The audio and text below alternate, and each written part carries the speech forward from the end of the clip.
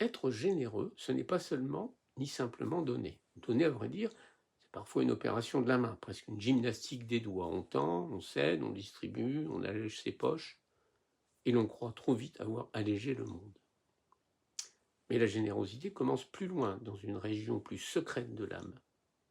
Elle ne naît pas dans l'objet donné, mais dans la façon d'habiter sa propre abondance, qu'elle soit grande ou minuscule. Il existe des riches qui donnent comme on jette une pièce au fond d'un puits pour entendre le bruit flatteur de leur propre vertu. Et il existe des êtres presque démunis qui offrent un regard, du temps, une patience, un morceau de pain, et qui donnent alors bien davantage qu'un trésor. Car la générosité ne se mesure pas au poids de l'offrande, mais à la vérité intérieure du geste. Peut-être faut-il dire qu'être généreux, c'est consentir à ce que quelque chose de soi circule vers un autre sans que cette circulation soit ressentie comme une perte. Voilà le mystère. L'avare imagine toujours que donner, c'est mourir un peu. Le généreux découvre au contraire que donner, c'est respirer plus largement. Il comprend que l'existence n'est pas un coffre, mais un fleuve. Ce que l'on retient trop longtemps croupit, ce que l'on laisse passer féconde. La générosité est donc une hygiène de l'âme contre la moisissure du mien. Aristote voyait dans cette disposition une vertu, c'est-à-dire non pas un accès de bonté passager, mais une forme stable de caractère. Ce point est essentiel. Être généreux n'est pas accomplir un soir d'hiver un beau geste qui nous réchauffe le cœur comme un verre de vin. C'est apprendre à se tenir dans une juste relation au bien, aux autres et à soi-même. Celui qui donne tout sans discernement n'est pas plus sage que celui qui ne donne rien. Il y a dans la générosité une mesure, non pas une froide comptabilité, mais une intelligence du dos. Donner, vraiment, ce n'est pas se ruiner pour paraître noble, ni préserver jalousement son bien sous prétexte de prudence. C'est reconnaître qu'il est juste d'offrir au bon moment, de la bonne manière, à celui qui en a besoin. La générosité n'est pas l'excès théâtral, elle est l'élégance morale de la mesure. Mais cette mesure ne signifie pas calcul intéressé, car le calcul est précisément ce qui corrompt le dos. Dès que je donne pour obtenir, pour m'attacher, pour dominer, pour être admiré, je ne donne plus, j'investis. Or, la générosité commence là où finit le commerce. Sénèque l'avait admirablement compris.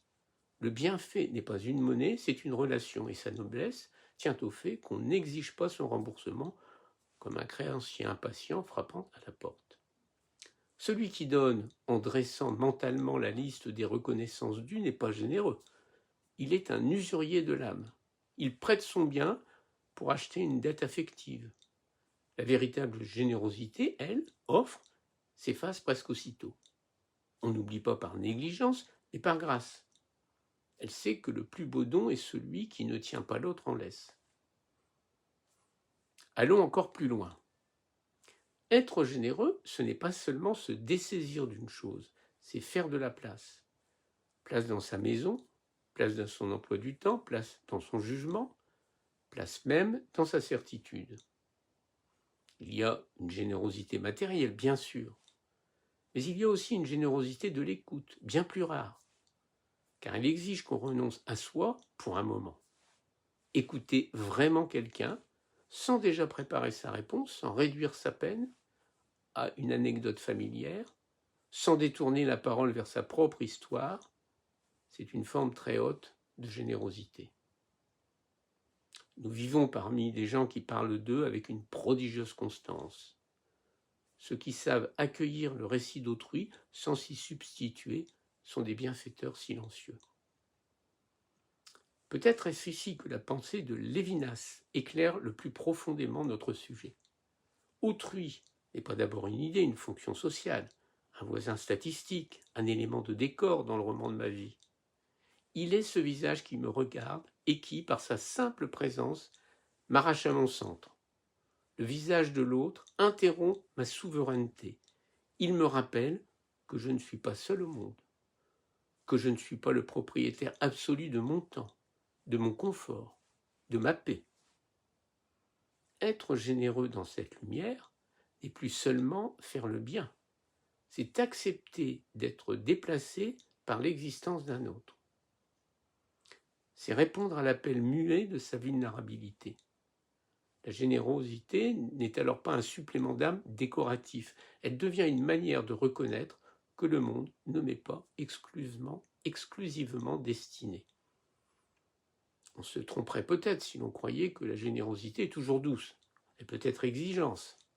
Donner du temps à un être souffrant, pardonner, recommencer à faire confiance, soutenir un ami lorsqu'il devient difficile à aimer. Tout cela n'a rien d'une aimable bleuette. La générosité est parfois une victoire sévère sur notre fatigue, notre orgueil, notre désir légitime de nous protéger. Elle n'est pourtant pas naïveté. Elle sait que certains prennent sans gratitude, que d'autres abusent, que la bonté peut être pillée comme une maison sans serrure. Et justement, être généreux n'est pas se laisser dévorer.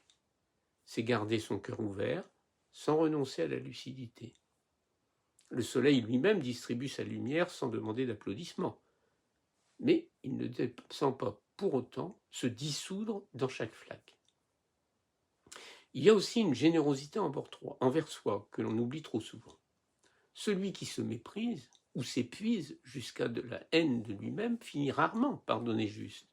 Il donne dans l'amertume, dans le sacrifice mal cicatrisé, dans l'attente secrète d'être enfin reconnu.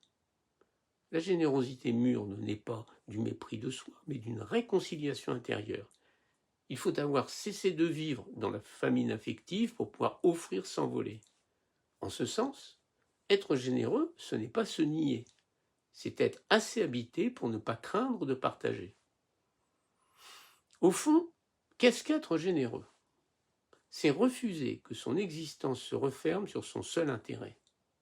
C'est comprendre que la vraie richesse n'est pas ce que l'on accumule, mais ce que l'on rend possible autour de soi. C'est faire en sorte que quelqu'un respire mieux parce qu'il nous a rencontrés. C'est introduire dans le monde un peu plus d'espace, un peu plus de chaleur, un peu plus de pain, un peu plus d'aube. Le généreux n'est pas un saint de vitrail.